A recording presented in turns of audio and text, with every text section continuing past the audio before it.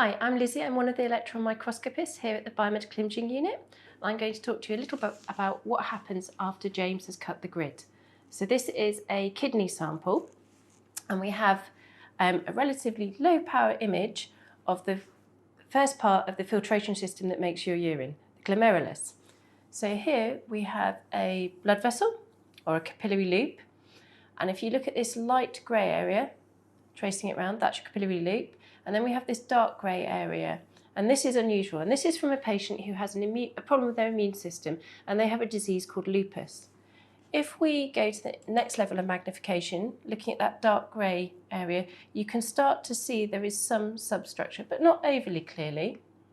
And if we go in even higher magnifications, you can see here, here, here, and here, we have fingerprint or well-like deposits. And if you stick with me for the next set, I'll explain a bit more about kidney pathology. Hi, it's Lizzie here. Thank you for joining me after looking at the kidney sample on the transmission electron microscope.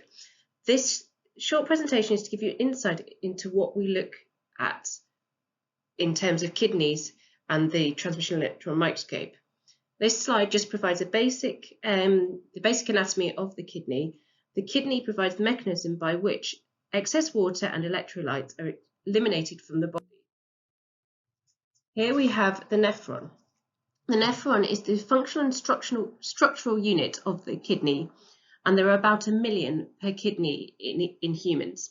The nephron is made up of the glomerulus and Bowman's capsule, shown here in the red circle.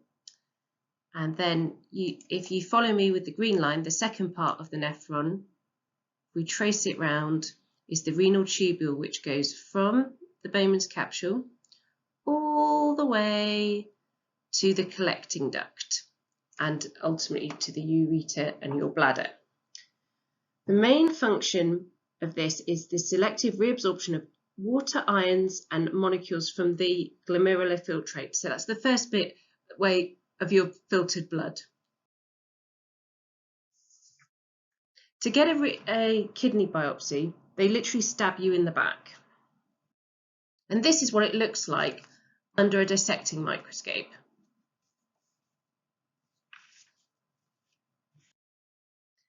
This is a relatively low power or low magnification image of a glomerulus on a transmission electron microscope.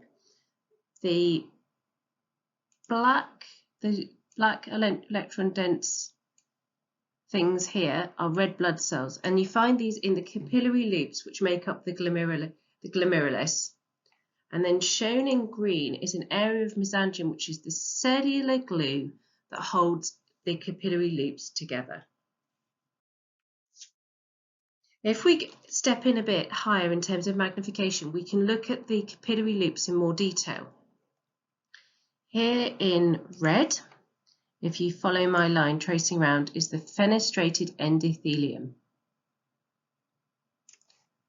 Shown in yellow is the glomerular basement membrane.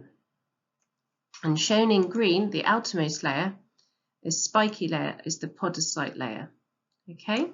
Together, these three layers make up the glomerular filter. What do we look for? We look for thickness of glomerular basement membrane. So if we look at the top image to start with, if you look at this yellow bit here or here, this is the normal thickness of glomerular basement membrane. However, if we look at the picture that says thin basement membrane, you can see that this glomerular basement membrane is much thinner. And this is caused by a genetic disease called thin basement membrane disease and involves mutations in type 4 collagen.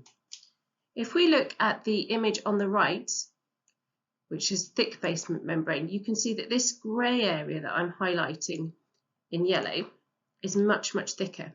And you see this in response to diabetes or poorly controlled high blood pressure.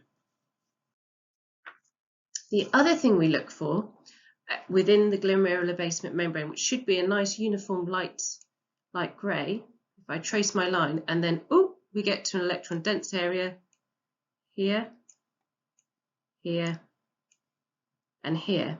These shouldn't be here. These are probably immune deposits, but I can't tell you what sort they are. We'd need to look at the light microscopy to find that out, but I can tell you their exact location. Well, that's the end of the whistle-stop tour of kidney biopsies on the transmission electron microscope. I hope you've enjoyed this snapshot into the world of renal pathology. Thank you for listening. Goodbye.